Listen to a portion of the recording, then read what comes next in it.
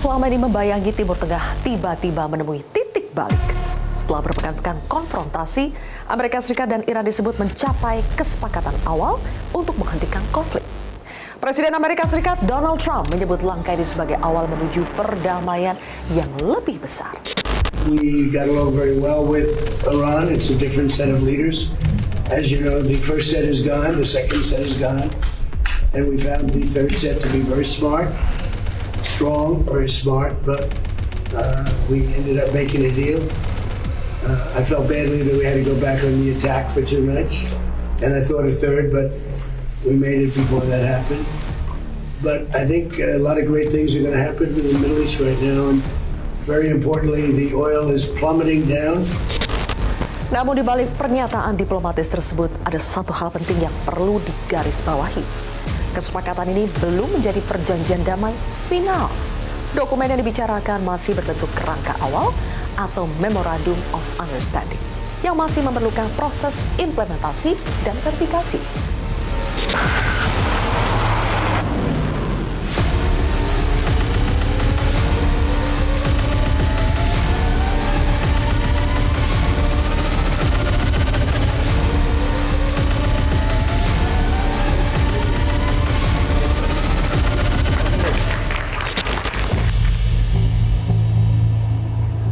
Lalu apa saja isi dari kerangka kesepakatan yang disebut sebagai terobosan diplomasi ini?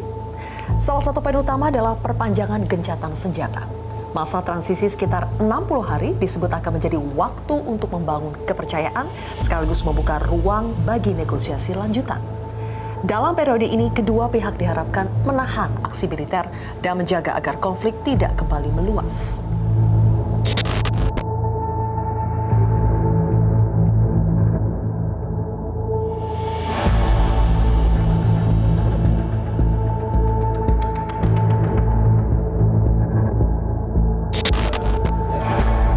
Selain gencatan senjata, salah satu poin paling besar dalam kesepakatan Amerika Serikat Iran adalah rencana penghentian operasi militer di seluruh front konflik. Iran menyatakan telah memfinalisasi kesepakatan dengan Amerika Serikat yang menjadi dasar untuk menghentikan perang. Penghentian ini tidak hanya berlaku untuk Iran dan Amerika Serikat saja, tetapi juga menyentuh front konflik lain termasuk di Lebanon. Langkah ini disebut sebagai upaya untuk menghentikan eskalasi setelah konfrontasi antara Israel dan Iran meningkat dalam beberapa pekan terakhir.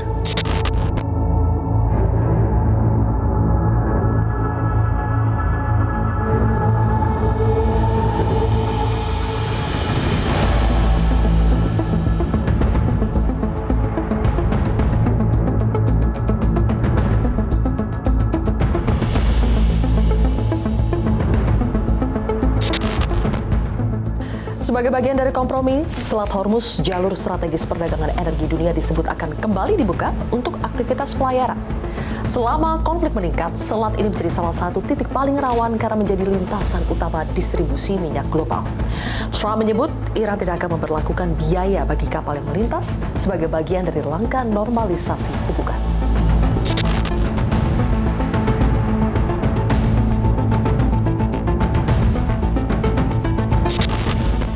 Selain menghentikan konflik militer, salah satu bagian penting dalam kesepakatan Amerika Serikat Iran adalah masa depan tekanan ekonomi terhadap Teheran. Selama bertahun-tahun, Iran menghadapi sanksi berat dari Amerika Serikat dan negara-negara Barat. Sanksi ini membatasi akses Iran terhadap sistem keuangan internasional, menghambat ekspor minyak, serta menekan sektor ekonomi strategis yang menjadi sumber pendapatan negara.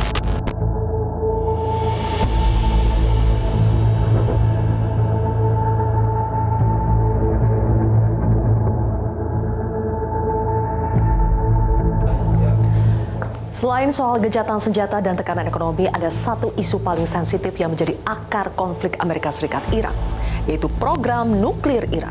Selama dekade terakhir, program nuklir Teheran menjadi sumber ketegangan antara Iran dan negara-negara Barat.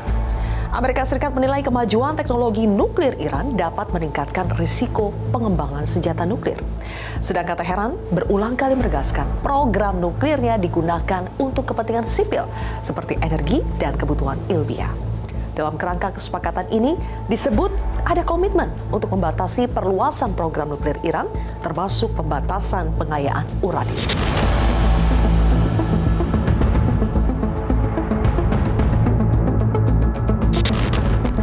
Di sisi lain, Iran juga menuntut pengakuan atas haknya mengembangkan teknologi nuklir untuk tujuan damai. Dan disinilah titik ujian terbesar kesepakatan ini. Apakah kompromi antara Amerika Serikat dan Iran benar-benar bisa bertahan dalam jangka panjang? The one thing that's happening that's of note, frankly, the only thing that really matters to me is Iran will never have a nuclear weapon. And it says it loud and clear. They're not going to develop it. They're not going to buy it. They're not going to do anything with it. And if they do, they suffer unbelievable consequences. Di tengah kabar diplomasi Amerika Serikat, Iran tidak semua pihak menyambut dengan optimis. Israel menilai kesepakatan ini belum sepenuhnya menjawab ancaman yang mereka khawatirkan, terutama terkait program rudal Iran dan jaringan kelompok sekutu Teheran di kawasan. Bagi Israel, menghentikan perang saja tidak cukup. Yang dibutuhkan adalah jaminan jangka panjang bahwa Iran tidak akan kembali memperkuat kapasitas militernya.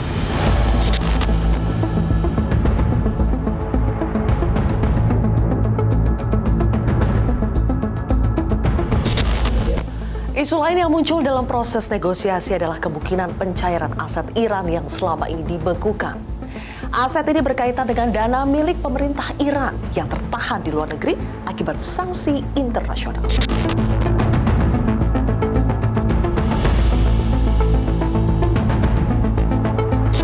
Sejak bertahun-tahun, Washington memberlakukan pembatasan ekonomi terhadap Iran, termasuk membatasi akses terhadap sistem keuangan global. Jika kesepakatan berjalan, pelonggaran sanksi dan akses ekonomi akan menjadi salah satu poin paling penting bagi Teheran.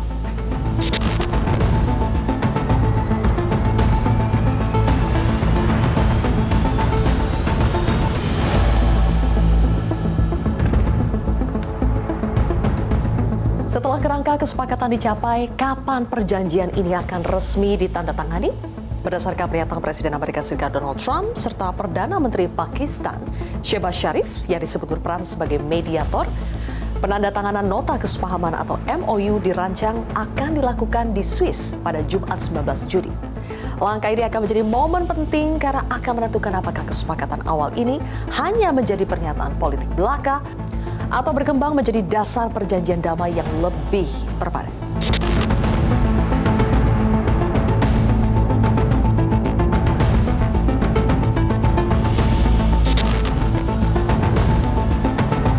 Sejak 28 Februari saat perang Amerika Serikat-Iran pecah, konflik ini telah memasuki lebih dari 100 hari konfrontasi. Kini diplomasi menjadi jalan untuk menghentikan pertempuran yang telah mengguncang Timur Tengah. Kesepakatan ini menjadi ujian apakah dua musuh lama benar-benar siap meninggalkan konfrontasi. Karena perang bisa dihentikan dengan tanda tangan di meja diplomasi, tapi perdamaian hanya akan bertahan jika setiap pihak menjalankan komitmen yang sudah disepakati. Inilah kontroversi selengkapnya. Akhir perang 110 hari AS Iran bersama saya Zilvia Iskandar.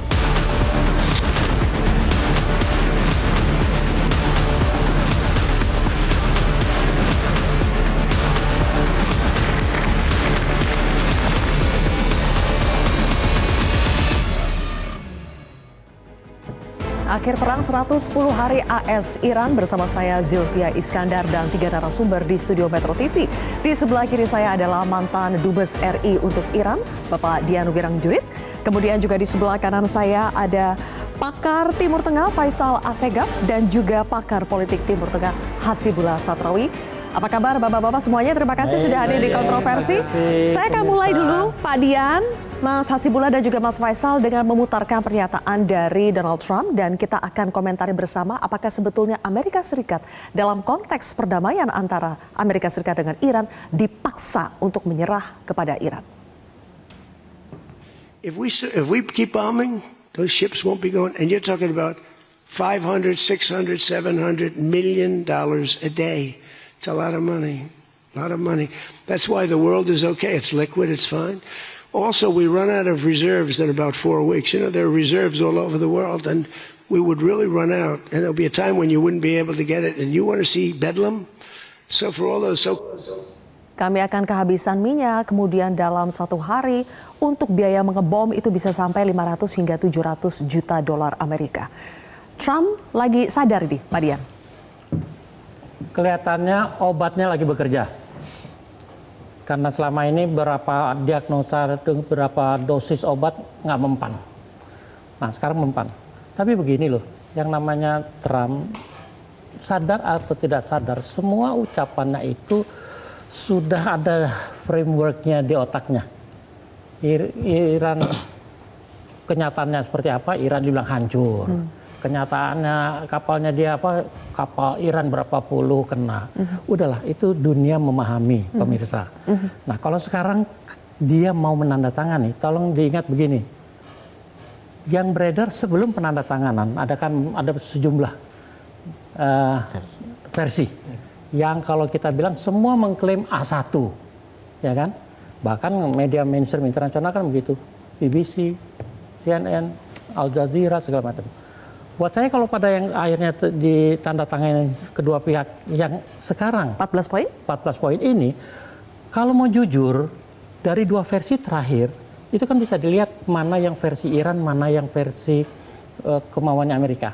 Dari kata deal dan agreement. Amerika kan pakai kata deal. Iran pakai kata agreement. Itu saja sudah nuansa menunjukkan apa yang agreement adalah kesepakatan. Ya. Dua belah pihak. Dua belah pihak. Deal itu masih lebih loose gitu loh. Kita jalan mau ke sana tapi itu deal kita kan masing-masing tetap bebas. Nah, kalau kesepakatan kita sepakat. Oke. Artinya apa? Dia bisa bermain dari kata-kata. Dan dalam dunia perjanjian internasional, perumusan sebuah teks perjanjian sepenting teks penyelesaian perang itu sangat tidak mudah. Loh, kalau teks perjanjian perang saja tidak mudah, mudah kalau salah satu hancur seperti Jepang Amerika di Perang Dunia. Tapi ini tidak ada perang. Perjanjian JCPOA itu 10 tahun prosesnya, 2 tahun terakhir intensifnya. Berarti ini cukup instan ya Pak? Cukup instan, itu diragukan. Makanya kalau orang tanya kepada saya, bagaimana? Yang bilang optimis banyak, silakan. Kalau saya, posisi saya enggak janji. Kenapa Pak? Siapa yang mau percaya Trump? Sudah tanda tangan loh Pak, kedua belah pihak. Yang ditandatangani adalah MOU, bukan deal-nya sendiri. Dealnya sendiri 60 hari ke depan. Dan dalam rangka 60 hari ke depan itu masih banyak yang sifatnya harus didetilkan. Kalau tidak salah pasal 1, 4, 5, 11 itu masih harus didetilkan di dalam perjanjian. Masalah nuklir yang utama, itu kan yang esensinya. Apakah Iran boleh meneruskan program nuklirnya? Harusnya boleh. Tidak boleh membuat senjata tapinya. Nah, merumuskan itu ke dalam perjanjian detail nanti, itu akan ribet lagi.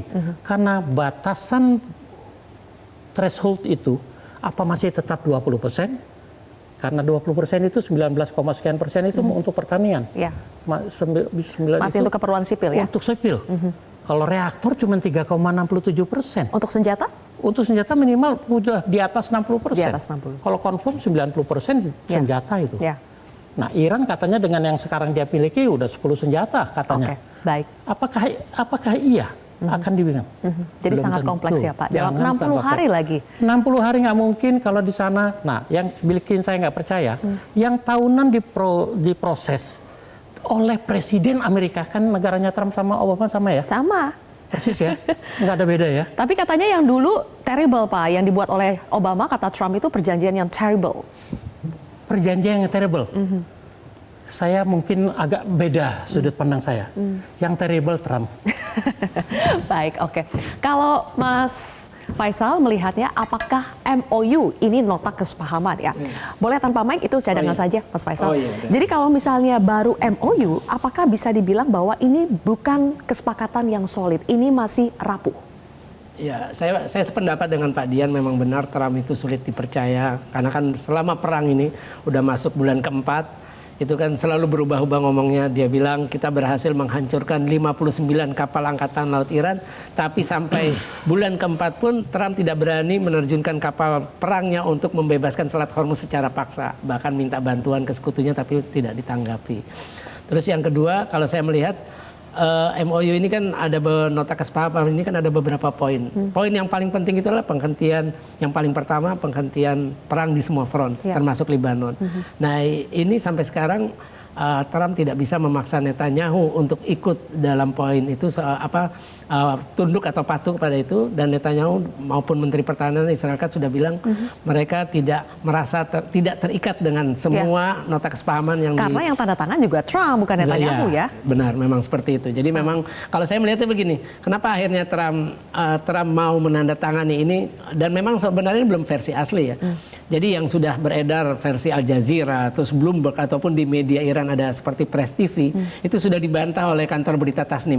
Jadi dibilang tidak akurat, banyak kesalahpahaman. Jadi tidak sesuai. Jadi artinya ini versi Amerika dan versi Iran kelihatannya belum keluar karena memang kalimat-kalimatnya dan dari redaksinya itu seperti dibilang Pak Dian tadi itu tidak menggambarkan Iran, tuntutan Iran, karena Iran kan sudah dari awal IRIB sebenarnya sudah melakukan sudah merilis versi Iran. Ada 14 juga sama.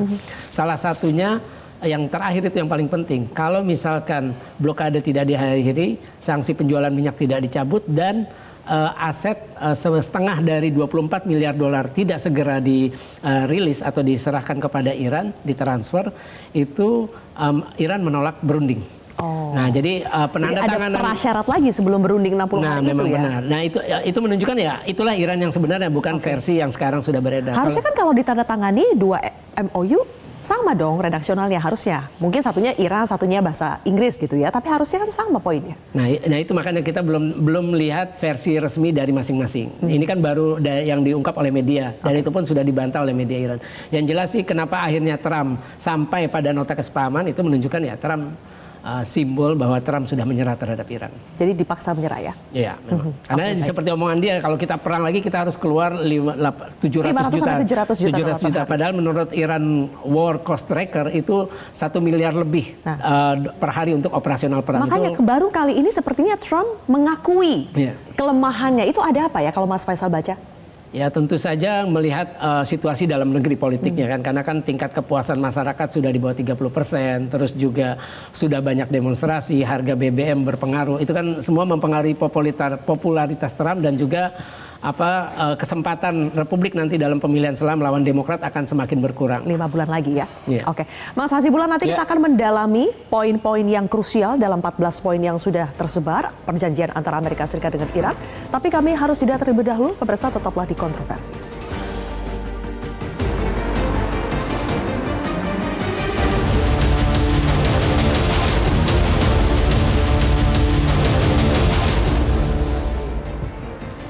Pemirsa, ada 14 poin kesepakatan antara Amerika Serikat dan Iran yang masuk ke dalam MOU atau nota kesepahaman. Dari 14 poin itu banyak yang menilai bahwa Amerika dipaksa menyerah dari Iran. Kami akan putarkan poin-poin apa saja yang dinilai sangat memenangkan Iran dan sebaliknya mengalahkan atau kurang menguntungkan buat Amerika Serikat. Terutama kita langsung bahas poin yang ke-6, Amerika Serikat dan mitra regionalnya. Ini perlu digarisbawahi ya, ada kata-kata mitra regionalnya berjanji untuk mengembangkan rencana definitif yang disepakati bersama dengan dana setidaknya 300 miliar Amerika Serikat atau setara dengan, ngomongnya aja susah nih, 5.400 triliun rupiah untuk rekonstruksi. Jadi tidak disebut ganti rugi, tapi rekonstruksi dan pembangunan ekonomi Iran. Mas Koreksi dikit boleh? Apa Pak Dian? Bukan defisit, definitif. Definitif, iya definitif. Jadi Pak Hasibullah, Amerika Serikat dan mitra regionalnya. Mitra regional kan selama ini negara-negara Teluk ya? Arab Teluk ya. Arab Teluk ya.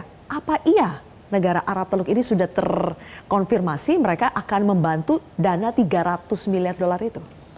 Ya, kalau kita amatin dari proses perundingan yang terjadi selama ini, termasuk mediatornya, itu kan memang melibatkan negara-negara Arab Teluk. Termasuk yang terbaru ini mengalami progres cepat, itu kan setelah Qatar masuk ke lintasan. Dia menjadi mediator, berjam-jam dia berada di Iran, istilahnya nongkrongin bagaimana ini bisa cepat gitu. Jadi keterlibatan Arab Teluk menurut saya sangat kuat di dalam pencapaian sekarang.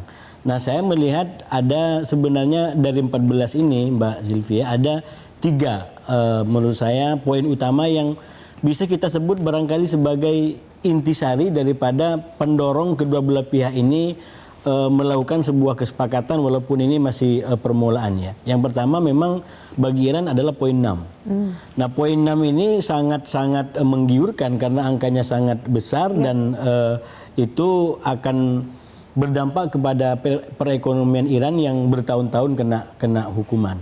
Dan yang kedua kalau saya ikutin di poin 8. Nah, poin 8 itu adalah konklusi Trump terkait dengan persoalan Iran ini, bahwa ini bukan soal balistik, ini bukan soal ganti rezim, tapi ini soal nuklir. Ya. Jadi ini bisa deal karena Trump tidak lagi meliarkan daripada tujuan perang. Dia coba persempit menjadi yang penting Iran tidak mengembangkan senjata nuklir, cukup gitu. Dan yang ketiga saya lihat itu berada di poin kurang lebih 12, yaitu tentang pencairan aset-aset dia yang selama ini dibekukan itu kemudian dicairkan. Nah, ini nyambung sedikit Mbak Zilvia ke sebelum yang terbaru ya, ke yang disampaikan Pak Dian dan Mas Faisal tadi, bahwa saya membaca yang dimiliki Metro ini mendekati beberapa versi yang belakangan sepertinya memang sudah apa namanya sudah mufakat, sudah satu gitu. Itu berbeda dengan beberapa hari sebelumnya yang saya melihat memang ada kayak semacam politik bocoran. Nah, itu kurang lebih terjadi sekitar tanggal 13-14 ya. Itu Iran dengan Amerika itu sama-sama membocorkan versinya masing-masing kepada medianya sehingga menjadi kontradiksi dan itu bikin perang di atas perang gitu. Ya, sudah di Hormuz dia perang, kemudian di Yemen dua perang. Ya. Tapi belakangan saya melihat ada kayak semacam perubahan sikap. Itu mereka sama-sama tidak membuka, bahkan nah ini yang terbaru, saya masuk yang terbaru, semalam itu dilakukan penandatanganan yang direncanakan besok Jumat itu lalu ditandatangani di Perancis. Nah, secara elektronik di dua tempat elektronik. Dan terpisah. Ini menjadi perkembangan terbaru. Orang lalu bertanya-tanya dalam hal-hal terkait dengan persoalan ini. Pertanyaan pertama, apakah besok masih akan jadi tanda tangan? Ya. Itu kemungkinan besar tidak akan terjadi lagi seremoni penandatanganan karena penandatanganan sudah dilakukan oleh otoritas tertinggi masing-masing, yaitu Amerika, Presiden Amerika dan Presiden Besastian. Walaupun ada mujtaba tapi kan beliau tidak menandatangani langsung sebagai pemimpin tertinggi. Jadi sekarang pembahasan di Timur Tengah itu banyak tentang bagaimana besok, apakah akan jadi penandatanganan atau tidak, dan kemungkinan besar itu tidak akan terjadi penandatanganan. Apakah berbeda kalau misalnya besok tidak jadi perjanjian itu ditandatangani bersama di satu tempat yang sama? Ini yang saya bilang motivasi pendorong di belakangnya apa? Jadi yang kemudian pertanyaan kedua, apa yang membuat Trump ini terburu-buru atau menyegerakan untuk melakukan penandatanganan? Nah, kalau kita amati situasi yang terjadi di Perancis lalu kemudian juga di Timur Tengah, saya menduga ini ada kaitan dengan katakanlah manuvernya Israel, yang saya menyebutnya Israel sebagai pihak ketiga, Mbak Zilvia. Jadi rencana besok itu adalah kurang lebih seperti lagu kalau di kita tenda biru dengan janur kuningnya yang melengkung. Nah, kalau ini tenda biru dengan janur yang melengkung, ada pihak ketiga namanya Israel. Kenapa? Karena dia menjadi pihak yang paling tersakiti. Kenapa saya menggunakan ungkapan tenda biru itu? Israel hari ini itu betul-betul sakit, mungkin malah lebih sakit daripada serangan 7 Oktober 2023. Kenapa? Karena ini baru untuk pertama kali. Kalau 7 Oktober 2023 Israel diserang memang itu sangat besar, tapi yang menyerang adalah Hamas. Notabene memang dia musuhnya. Hari ini atau tanggal 15 persisnya dia dihancurkan oleh Amerika. Dia dibikin sakit, tapi yang bikin sakit adalah Trump yang selama ini menjadi pahlawan. Nah, ini Mas Faisal paling sering mengungkap soal itu. Ini presiden terbesar di dalam pembelaannya kepada Israel. Dan ternyata orang yang paling terbesar itu justru sekarang berada dalam perbedaan, bahkan disebut sebagai konflik. Nah, saya malah membacanya lebih dalam lagi ke depan. Ini bisa jadi awal daripada memang konflik yang lebih besar lagi. Karena kita lihat cara berpikirnya, desainnya tentang Timur Tengah baru ini sepertinya ada lebih besar daripada yang ditampakkan hari ini. Masih ada udang di balik batu ya? Udang di dalam saku. Udang di dalam saku, menarik ini jargonnya. Pak Dian, kembali lagi ke poin 6 tadi ya. Ada juga soal pencairan aset Iran yang selama ini dibekukan. Berarti kan selama 40 tahun lebih Iran itu dimiskinkan, sengaja dimiskinkan oleh Amerika Serikat dan negara-negara barat. Apa jadinya ketika nanti 300 miliar katakanlah itu benar-betul terrealisasi, asetnya juga dicairkan, apa yang akan dampak yang akan langsung terlihat dari Iran apa Pak? Mungkin itu pandangan masyarakat umum ya, bahwa dengan ditandatanganinya Memorandum of Understanding besok, yang dalam 60 hari akan ada perjanjian kesepakatannya, perjanjiannya, orang menganggap ini semua akan selesai. Ya. Padahal, tolong lihat, isu Iran itu isu nuklir. Dan dengan nuklir itu, yang kedua, Iran dikenakan sanksi yang bertubi-tubi. Bahwa ada aset Iran, itu negosiasi yang tidak terlalu signifikan kalau saya. Sanksinya dulu nomor satu, harus diatasi. Orang membayangkan seperti ini loh, seperti portal Hormuz gitu, Hormuz itu seperti portal. Perjanjian, bahkan jangankan perjanjian yang akan dibahas 60 hari ke depan. Bayangannya dengan ditandatanganinya MOU ini, Hormuz dibuka. Dan mereka kebanyakan orang membayangkan membuka Hormuz itu seperti membuka portal. Diangkat, ini jalan. Padahal di situ ada, disinggung di perjanjian ini, ada ranjau. Menanam ranjau itu lebih membongkar ranjau itu lebih susah daripada menanam ranjau. Ya. Dan biaya membongkar ranjau itu bisa 10 kali harga ranjaunya. Apalagi ini di dalam air. Nah, itu saja akan butuh waktu. Jadi salah pahamnya sangat menyimpang ya, menyesatkan. Kalau dibilang perjanjian ini, jangankan perjanjian, MOU ini akan mengatasi semua itu dalam 60 hari ke depan. Jadi tidak simsalabim, keadaan berbalik terlalu jauh, apalagi kalau menyinggung yang tadi Mas Habibullah, katakan program nuklirnya sendiri. Loh, sampai sekarang belum ada yang bisa menjawab. Nah, tapi kalau lihatnya begini loh, JCPOA kalau tidak diacak-acak Trump, perjanjian ini semua Iran sudah menjadi negara normal tahun lalu. Karena JCPOA itu 10 tahun. Bertahap. Sanksi juga tidak seperti portal. Begitu. Tidak otomatis dicabut kemudian langsung keadaan normal. Semua boleh. Seperti juga aset. Begitu, emang Amerika segitu gampang mengeluarkan aset. Baik. Ketika JCPOA, syarat pengeluaran pencairan aset itu 2 juta setiap tahap. Per tahap. Ada syaratnya. Kalau Iran membebaskan satu situs nuklirnya ditinjau secara komprehensif dan laporannya diverifikasi oleh IAEA dan benar menyatakan situs ini tidak terkait pembuatan nuklir, 2 juta miliar. Baru cair. Baru cair. Ada proses verifikasi. Oh ya, itulah peran IAEA yang selama ini diragukan keobjektivitasannya. Karena tim inspekturnya semua dari barat. Tapi sebetulnya ada berapa sih aset Iran yang katanya itu dibekukan oleh Amerika Serikat dan negara-negara barat? Itu sebetulnya ada berapa? Dan benarkah selain Israel masih ada faktor-faktor lain yang juga bisa mengganggu terciptanya kesepakatan yang final and binding? Nanti Mas Faisal boleh dijawab, tapi kita harus jeda lagi. Pemirsa, tetaplah di Kontroversi.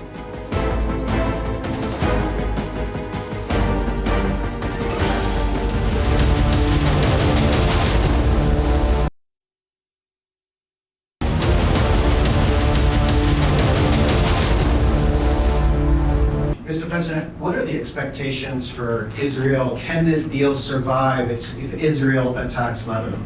It can, and I consider that the minor war. Iran's a big one, but we have a little pinprick out there that constantly rears its head, and that's Hezbollah. I'll tell you what, Israel's fighting Hezbollah too long, and too many people are being killed. And you don't have to knock down an apartment house every time you're looking for somebody, because there are a lot of people in those apartment houses, and they're not all Hezbollah, that I can tell you. And I suggested to Israel to let Syria take care of Hezbollah. Because to be honest with you, I think they do a better job of doing it. Without us, without the United States, there would be no Israel. Without me, there would be no Israel, because no other president was willing to do what I did. I've had a great relationship with Bibi, but now Bibi has to be more responsible with respect to Lebanon. Israel has handled themselves with Lebanon and with Hezbollah. They should have been able to do the job faster. It just goes on forever. And when that happens, it throws a negative light on the big deal, and that's the deal with Iran. Mas Faisal membaca pernyataan Trump yang barusan, apa artinya? Apakah betul Israel tidak akan ada apa-apanya tanpa Trump dan sekarang hubungan mereka sudah renggang karena adanya kesepakatan awal Amerika Serikat dengan Iran ini? Kalau saya sih nggak terlalu percaya ya, itu kan cuma istilahnya omongan Trump saja, tapi pada hakikatnya Trump ini kan perang terhadap Iran ini bagian dari jasa yang ingin diberikan Trump terhadap Israel. Kita tahu ketika Presiden Bill Clinton menandatangani, ini dari Partai Demokrat, menandatangani undang-undang namanya Jerusalem Embassy Act tahun 1995 yang memaksa siapapun presiden, mewajibkan Presiden Amerika yang berkuasa saat itu untuk memindahkan kedutaan besar Amerika dari ibu kota Tel Aviv ke Yerusalem. Itu ada klausul tambahan, kalau dirasa sensitif itu bisa diundur tiap 6 bulan. Jadi ada evaluasi tiap 6 bulan apakah layak atau tidak. Nah dari 95 baru pada 6 Desember 2017 Trump menyatakan bahwa mengakui Yerusalem baik barat maupun timur sebagai ibu kota Israel. Itu kan sebuah pengakuan fenomenal, sebuah jasa yang fenomenal karena memang itu yang dari awal ingin dilakukan oleh Israel. Makanya itu akan berpengaruh bagaimana dukungan Amerika terhadap terbentuknya negara Palestina melalui solusi dua negara itu tidak akan mungkin karena posisi Amerika sejak Trump periode pertama itu sudah sangat pro-Israel. Kemudian apalagi yang dia mau jasanya, yaitu bagaimana menghabisi semua kelompok pejuang Palestina, terutama yang di Gaza. Makanya ada Dewan Perdamaian, ada pasukan stabilisasi internasional yang tujuannya mandatnya adalah bagaimana melucuti senjata Hamas dan demilitarisasi Gaza. Itu yang belum berjalan. Dan kemudian yang ketiga adalah perang Iran ini sendiri. Perang Iran ini kan dimulai ketika pada kalau tidak salah itu 23 Februari. 23 Februari itu Netanyahu mendapat informasi intelijen dari agen Mossad di lapangan bahwa hari Sabtu 28 akan ada rapat pertemuan pemimpin tertinggi Iran Ayatollah Ali Khamenei dengan para petinggi keamanannya, para petinggi militer keamanan di kantornya di utara Teheran. Nah, itu kemudian dia nelpon ke Trump. Ini kita ada kesempatan bagus nih. Ada informasi akan ini kalau kita bunuh sekalian karena perang 2025 kan Ali Khamenei nggak tewas, nggak terbunuh, hanya Panglima Angkatan Bersenjata dan Komandan Garda Revolusi dan seterusnya.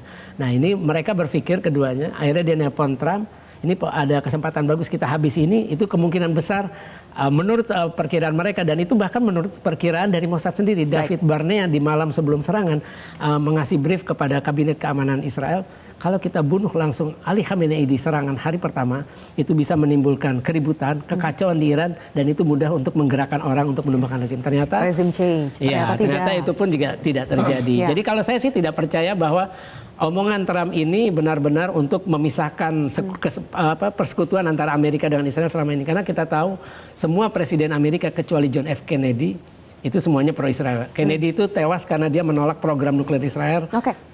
Baik. Kalau Mas Hasibullah menilainya seperti apa faktor Israel dalam kesepakatan ini? Saya rasa memang dari Mas Faisal ini bisa kita kembangkan, kita sambungkan dengan varian-varian yang lain. Saya sepakat untuk membaca, saya menyebutnya Presiden Trump sebagai orang di luar mainstream. Ini yang paling halus menurut saya. Orang yang berbeda daripada kebanyakan. Itu memang harus kita baca dalam dua kemungkinan. Yang pertama kemungkinan bahwa ini memang deal sesuai dengan kepentingan dan keadaan dia. Itu nanti kita bisa urai.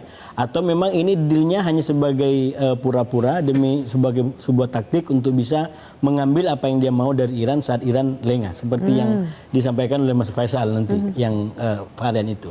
Nah kalau kita kembali kepada yang pertama, menurut saya kemungkinannya saya berani porsinya 60-40%. Artinya 60 memang ini sejatinya begini yang terjadi sekarang dalam pengertian Trump mengambil keputusan ini nyambung yang disampaikan oleh Mas Faisal, saya menyebutnya ada koreksi dari kesalahan Netanyahu yang istilahnya ngerjain temannya sendiri. Orang yang sedemikian hebat tadi disampaikan begitu membela pembela paling besar dikerjain sama Netanyahu. Kenapa? Karena Netanyahu meyakinkan Trump kalau lanjut dalam perang ini dalam waktu cepat kita akan dapat yang kita mau.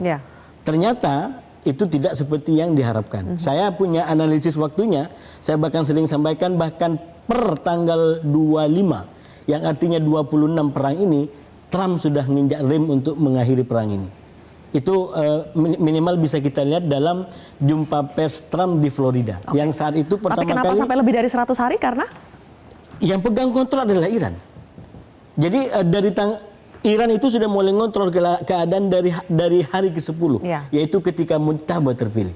Itu yang bagi saya secara logika, fakta empiris menunjukkan ini memang kenyataan. Karena Trump sudah tidak bisa lagi percaya dengan retorika dan kampanyenya Netanyahu. Ini tidak akan menjadi perang cepat. Sementara dia, saya selalu sampaikan, sangat terdesak oleh momentum pemilu. Jadi kalau dikaitkan dengan kesepakatan ini, ada 3 yang membuat Trump akhirnya ngambil keputusan ini. Yang pertama adalah bagaimana dia agar terbebas dari jeratan Hormuz. Yang itu membuat sistem ekonomi Amerika dan dunia kolaps kalau ini terus. Dan krisis minyak juga di Amerika. Dan itu muncul, kenapa dia tanda tangan di Perancis. Jadi memang ada desakan global tentang ini semua. Yang kedua, di Eropa ya berarti? Di Eropa juga, karena yang mengalami dampak bukan hanya Amerika, Eropa paling besar. Itu terlihat sekali ya, Presiden Macron terus berada di samping Trump. Meskipun memang momennya memang sedang di Perancis, tapi itu simboliknya bisa kita baca seperti yang itu. kedua Ada nuklir. desakan Uni Eropa. Yang kedua nuklir, dan itu dijamin di poin 8 tadi, bahwa Iran tidak akan mengembangkan nuklir. Dan ketiga, semua ini akan diupayakan sebagai bahan untuk kampanye Partai Republik di bulan November. Itu untuk sementara. Oke, sekarang setelah adanya kesepakatan MOU ini, kemana arah angin kondisi geopolitik ini akan bergerak? Kami masih akan membahasnya pemirsa, usai jeda tetap di Kontroversi.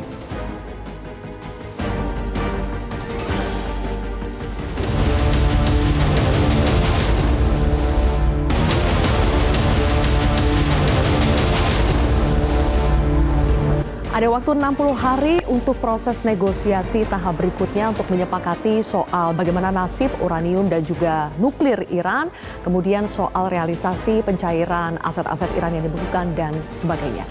Pak Dian, prediksi Anda selama 60 hari ini apa kemungkinan-kemungkinan yang bakal terjadi?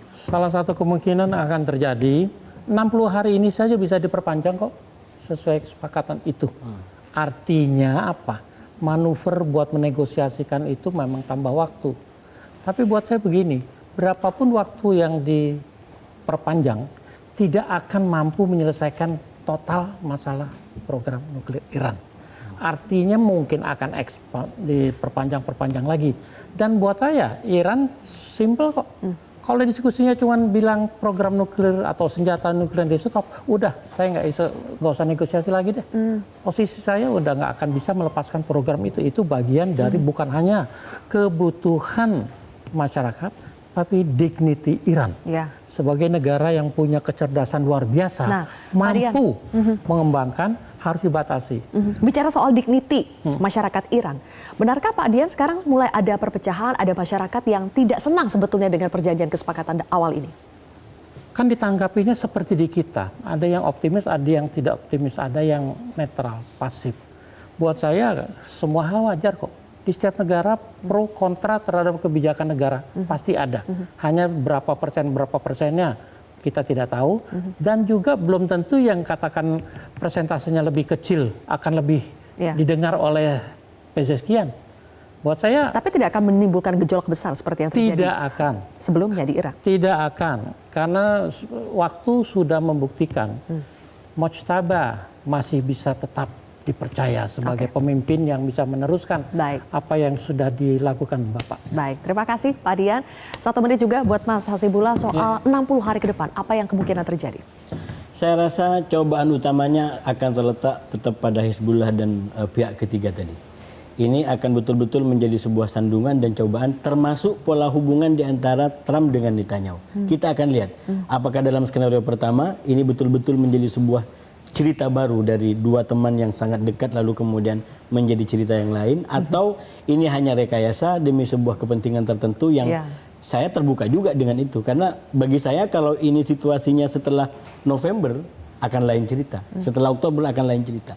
Jadi ini adalah konteksnya hanya dari sekarang sampai November. Untuk mengamankan midterm election. Mengamankan kepentingan di situ. Kalau situasi perang masih seperti ini, setelah November Trump masih berkuasa, Republik masih berkuasa, menurut saya lain ceritanya. Jadi 60 hari ke depan menurut saya akan sangat ditentukan, diwarnai oleh dinamika di Lebanon yang menjadi cobaan bagi perundingan ini. Apakah Zionis Israel masih menyerang Lebanon atau tidak ya? Mas Faisal, 60 hari ke depan mungkinkah 14 poin itu ada yang terrealisasi? Semuanya saya sepakat dengan apa yang dikatakan Mas Hasibullah. Tapi ditambah faktor Trump. Trump ini makanya Iran menuntut memberikan persyaratan yang sangat maksimum itu kan untuk menguji serius nggak sih Trump mau berdamai dengan kita. Kan seperti kata Menteri Luar Negerinya Abbas Araghchi waktu hadir di Pakistan April lalu itu kan dia bilang kita datang bukan karena percaya Amerika, kita udah tidak lagi percaya Amerika, kita datang untuk menghormati niat baik Pakistan sebagai moderator. Saya kira saya sepakat dengan dikatakan Abbas Araghchi, Trump ataupun Amerika tidak bisa dipercaya. Tapi blokade Selat Hormuz menurut Anda ini akan seperti janji Trump, janji Iran juga akan dibuka blokade Selat Hormuz? Ya tentu akan dibuka, tapi tentu Iran harus menghormati undang-undang yang sudah disahkan akhir Maret lalu. Bahwa harus kapal-kapal yang lewat harus izin Garda Revolusi Islam Iran dapat izin, kemudian bayar di muka uang bea lintas. Karena ada dua versi juga yang menyebut itu akan gratis atau akan tetap ada biaya tol. Itu tetap ada biaya layanan. Mungkin kalau biaya lintas nggak ada, biaya layanan semacam biaya layanan maritim itu mungkin tetap ada. Baik, sepertinya masih akan ada cerita lanjutan di 60 hari ke depan ya. Kita akan lihat bagaimana nantinya. Terima kasih Mas Hasibullah, Mas Faisal dan juga Pak Dian. Pemirsa, kesepakatan damai telah ditandatangani. Saatnya komitmen mulai ditepati. Konflik disudahi dan perekonomian global pulih kembali. Saya Zilvia Iskandar pamit undur diri. Terima kasih telah menyaksikan Kontroversi. Terima kasih Mas Faisal. Thank you.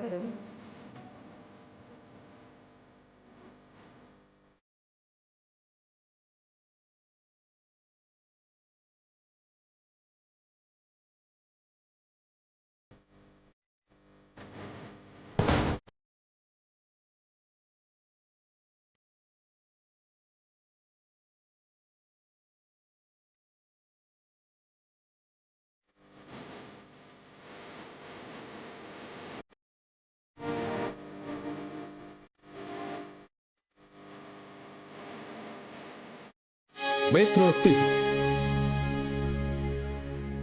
Jelajahi cara baru mendapatkan informasi. Download Metro TV Extend sekarang.